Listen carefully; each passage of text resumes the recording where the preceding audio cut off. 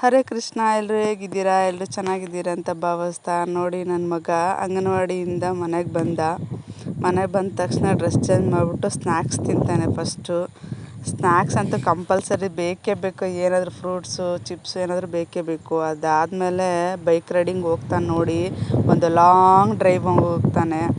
Bike riding ಹೋಗಲಿಲ್ಲ ಅಂದರೆ ಅವ್ನಿಗೆ ಸಮಾಧಾನವೇ ಆಗೋಲ್ಲ. ಒಂದು ದಿನಕ್ಕೆ ಒಂದು ಸತಿ ಆದರೂ ಅದನ್ನು ಮುಟ್ಟಲೇಬೇಕು ಅವನು. ಆವಾಗಲೇ ಅವ್ನಿಗೆ ಸಮಾಧಾನ ಆಗೋದು.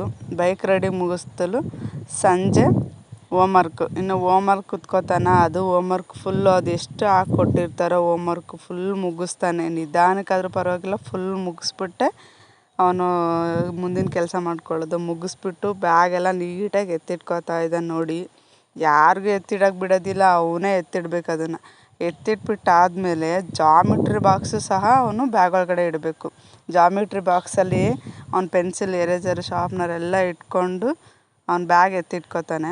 ಎತ್ತಿಟ್ಕೊಂಡಾದ್ಮೇಲೆ ಇನ್ನು ನಾವು ಅಷ್ಟೊತ್ತಿಗೆ ಅಡುಗೆ ಆಗಿರುತ್ತೆ, ಊಟ ತಿನ್ನಿಸ್ತೀವಿ.